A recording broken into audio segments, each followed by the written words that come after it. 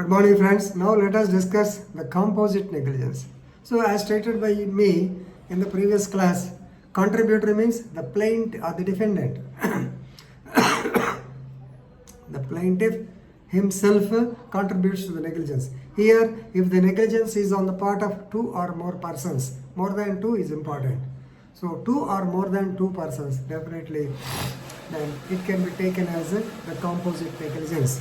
So, when the negligence is on the part of two or more persons, all of them are jointly and severally liable. Jointly means they have to pay compensation jointly. And severally, what are the actually allegations against? Somebody might have driven the vehicle, A, drove the vehicle in a rational and negligent manner.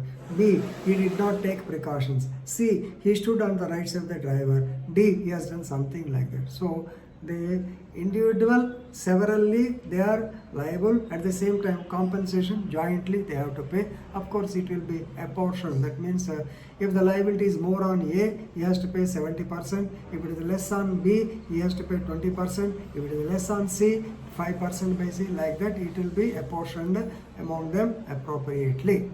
So this is the use of composite negligence.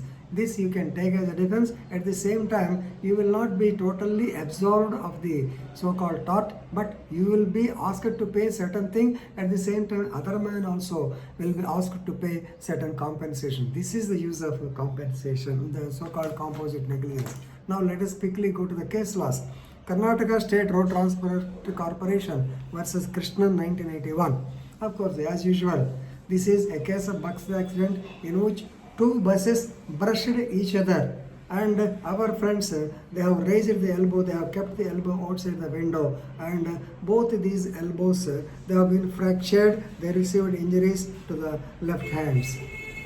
So who is negligent? Both the drivers are negligent, even the passengers also negligent. So the amount was apportioned between them.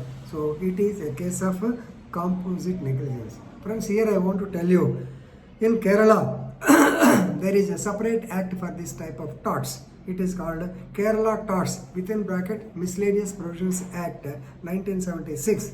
So within this section, in this act, section 8 provides for the apportionment of the liability in case of contributory or composite negligence. Straight away they have passed a law. Now second case is Prayag Datta versus Mahinder Singh 1996. So here there is an accident between a bus and a motorcycle. Of course, the person who was traveling on the rear side of the motorcycle, that is pillion rider of the motorcycle, he died, met with a. So in this case, both the bus driver and motorcyclist, they were also found equally negligent. So the owner of the bus has to pay 50% of the compensation, whereas owner come driver of the motorcycle, he has to pay 50%. It is apportioned as 50-50, and it is a composite negligence. That means both of them are equally liable. Now I will tell you a case of contributory and composite negligence. Both. Very famous case. So she is Amity Ben. Amity Ben versus Superintending Geophysicist ONGC 1976. Right, ONGC, Oil and Natural Gas Commission. Remember, they will explore the natural gas, maybe from the seashore villages like Amalapuram, Rajahmundry, and other places. Right, they are having a truck. The ONGC truck was coming in the opposite direction. Our jeep driver, he was going in this direction, and he has seen the truck coming at a heavy speed, without dimming the lights. But our jeep driver, he has stopped the vehicle on the actually not on the mid of the road to his side, but not really totally to his side, because on the other side there is a kacha road. If he goes there, this vehicle will topple down, and it is very difficult to lift it from there. Therefore, he has literally kept the vehicle stationary on the road itself. So, as stated, the ONGC truck came straight away and hit this bus, this jeep. So one of the persons who is sitting in the front row of the jeep, he was thrown out and he died. Definitely negligence on the part of the so-called ONGC driver, because he did not dip on dim of the headlights. He did not observe the dip and dip, right? At the same time, this man is also liable because you know where the third person who was thrown out of the jeep was sitting. He was sitting on the right side of the jeep driver, and some part of his body was protruding outside, and that was actually literally carried away by this bus. So if he had not sit on the right side of the driver, this incident would not have happened, not have occurred. Actually, in the jeep, okay, no doubt. After even besides the driver, two persons can travel.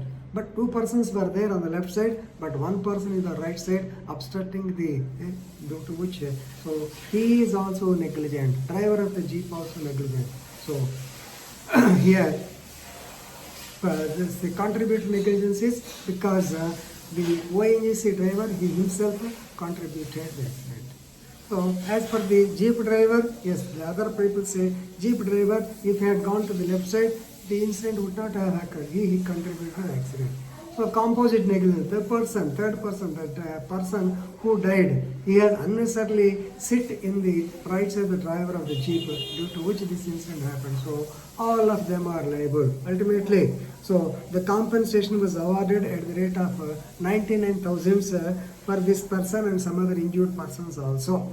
Right, but since there was contributed negligence on the part of the driver, deceased person, so an amount of 9,000 was lessened. Only 90,000 has to be paid, and in that amount, actually, ONGC people they have to pay 80%, and jeep driver he has to pay some 10% or so. Like that, it was a portion. So this is a case where composite and contributed negligence also there. So friends, remember these cases and enrich your legal knowledge. Thank you very much.